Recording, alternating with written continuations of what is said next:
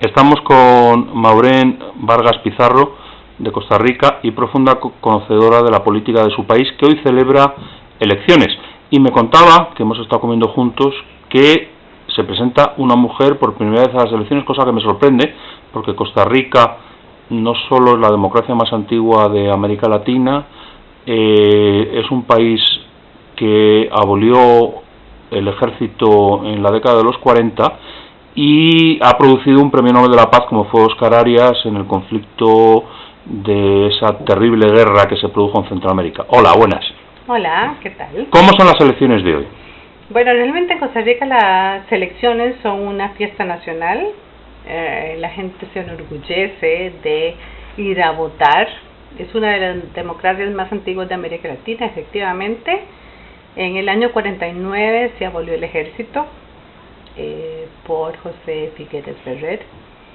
Y hay una cosa que es importante en todo este proceso, porque en el año 49 América Latina había un proceso de profundas brechas sociales, de dictaduras, de una falta de política social que no se enfocaba hacia el desarrollo sostenible de los pueblos.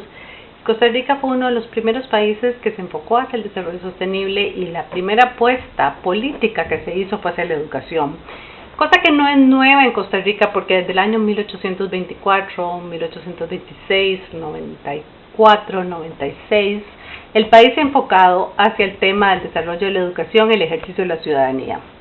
En el 49, Costa Rica cambia la constitución con la abolición del ejército, obviamente, y las mujeres tienen derecho al voto, cosa que es inédita en la región. Y desde ese momento... ¿La región es Centroamérica o América Latina? Centroamericana. Y si realmente en este momento una mujer está candidata a las elecciones presidenciales en Costa Rica, es un momento histórico en el país. Es una mujer miembro del Partido de Liberación Nacional, del mismo partido que abolió el ejército en el año 48. Es un hecho importante en el cambio de la visión de la política, pero el hecho que sea una mujer con una trayectoria política es importante, pero no solamente eso, porque también representa una serie de valores de la sociedad costarricense, un enfoque hacia la política social muy fuerte, y creemos que Laura Chinchilla, que es la candidata a presidenta, tiene muy buenas posibilidades de ser electa presidenta, y una presidenta del Partido de Liberación Nacional, que significa un cambio, digamos, en la política del resto de Centroamérica, con una visión más hacia el fortalecimiento social y también hacia el fortalecimiento económico. No solo podemos hablar de política social, sino que tiene que estar relacionado con la política económica. Una política pública para fortalecer el desarrollo económico de Costa Rica, pero para disminuir la pobreza, para fortalecer la educación y también para disminuir la inseguridad que ha ido aumentando en el país, pero no solo por el país mismo, sino por las circunstancias que a veces alrededor del país, el conflicto que ha habido en Honduras con el golpe de Estado o con el gobierno de facto, con el aumento de la pobreza en Nicaragua, del cual tenemos una población muy alta de inmigrantes nicaragüenses.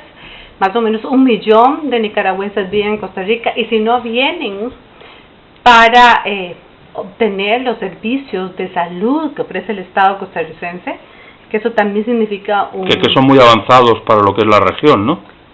Bueno, no sé si somos muy avanzados, pero sí realmente tenemos una política social de aceptación de los inmigrantes, que significa una derogación del presupuesto del Estado. Nosotros tenemos un sistema de salud y de educación gratuito y obligatorio para todo ciudadano.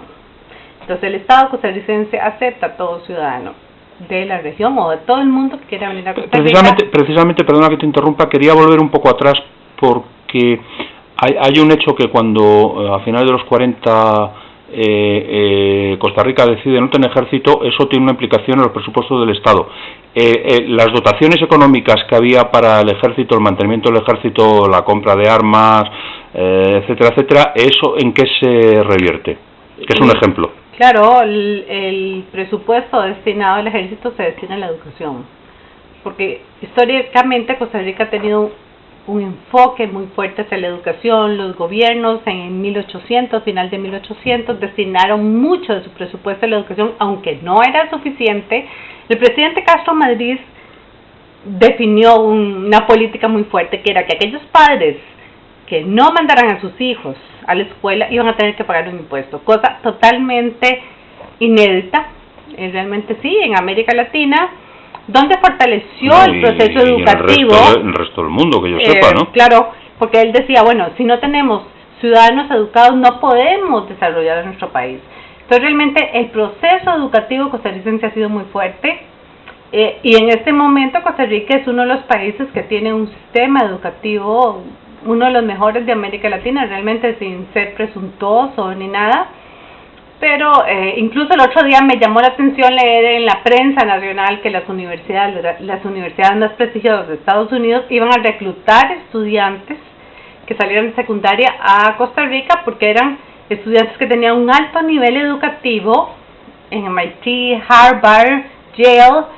Hicieron una feria educativa en Costa Rica para reclutar estudiantes de América Latina, en Costa Rica específicamente. Realmente nosotros nos sentimos orgullosos de nuestro nivel educativo en Costa Rica, las universidades, colegios, escuelas, y tenemos un proceso educativo diferente. Cuando el estudiante termina el 5º año tiene que hacer unos exámenes de bachillerato para secundaria.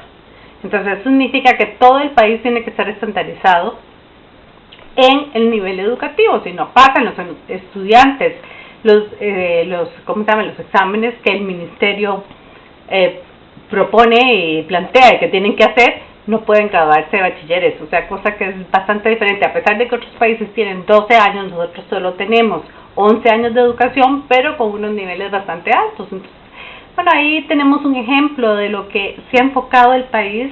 Nuestro enfoque no es solo el desarrollo educativo, sino también el desarrollo educativo a la par del desarrollo económico del país, con colegios técnicos que han estado trabajando muy fuertemente para preparar a los estudiantes para que se inserten dentro del proceso educativo en las áreas en que el país se está desarrollando económicamente, como alta tecnología, como el caso de Intel, que es un ejemplo palpable de lo que está pasando en Costa Rica. Intel pasa toda su producción de Asia a Costa Rica. Toda la producción de Asia es India, Sri Lanka, Corea, Indonesia. Claro, es bastante grande la producción de Asia, la pasa a Costa Rica. ¿Por qué? Porque tiene un nivel de profesionales muy alto que puede satisfacer las demandas de producción que se daban en Asia, además con una excelente calidad, a pesar de que el ingreso o el promedio de salario es mucho más alto que en estos otros países, pero la calidad es mejor. Entonces hay que un poco